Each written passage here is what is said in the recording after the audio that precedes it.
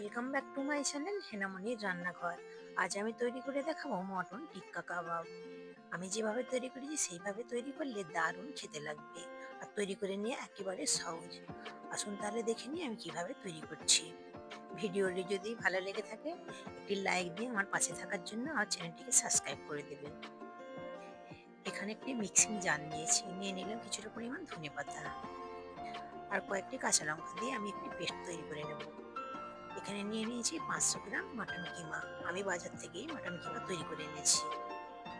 দিয়ে দিলাম যে কাঁচা লঙ্কার পেস্টটা তৈরি করেছিলাম সেটা। এখানে হাফ কাপ দিয়েছি পেঁয়াজ কুচি, 1 টেবিল চামচ দিয়েছি আদা রসুন বাটা, 1 চামচ দিয়েছি ধনে গুঁড়ো, হাফ চামচ দিয়ে দিলাম জিরে গুঁড়ো এবং হাফ চামচ দিয়েছি লঙ্কার গুঁড়ো। সমস্ত মশলা আমি হাফ চামচ করে দিয়েছি। জিরে গুঁড়ো এবং গরম মশলা গুঁড়ো দিয়েছি এবং 1 চামচ দিয়েছি চাট মশলা।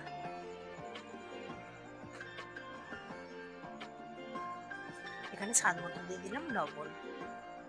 এখানে 2 টেবিল চামচ দিয়েছি বেসন। আমি বেসনটাকে একটু ভেজে নিয়েছিলাম। সবকিছু হাতের সাহায্যে আমি মেখে নিচ্ছি। মাখা আমার হয়ে গিয়েছে। এখন আমি 2 ঘন্টার জন্য আমি ঢাকা দিয়ে রেস্টে রেখে দিয়েছিলাম। 2 ঘন্টা পর আমি ঢাকনা খুলে আবার একটু মেখে নিচ্ছি। এই মিশ্রণ থেকে অল্প একটু নিয়ে আমি টিক্কা কাবাবের শেপ দিয়ে নেব।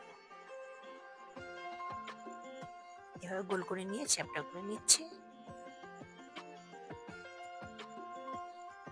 সবগুলো আমি একইভাবে তৈরি করে নেব।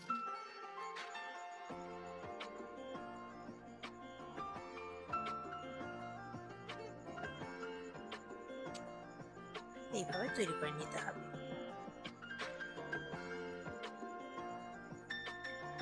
আমি কিছুটা পরিমাণ নিয়েছি ভেজে নেওয়ার জন্য, আর বাদ বাকিগুলো আমি ডিপ ফ্রিজে সংরক্ষণ করে রেখে দিয়েছি। এখন গ্যাসের ফ্লেম অন করে একটি প্যান বসিয়ে দিয়েছি। দিয়ে দিয়েছি পর্যাপ্ত পরিমাণ তেল। তেলটি একটু গরম হলে একটু একটু করে কাবাব দিয়ে আমি উল্টে পাল্টে ভেজে নেব। কাবাব আমার ভাজা হয়ে গিয়েছে। এখন আমি একটি প্লেটের মধ্যে উঠিয়ে নিচ্ছি। এখন আমি আপনাদের পরিবেশন করে দেখাচ্ছি।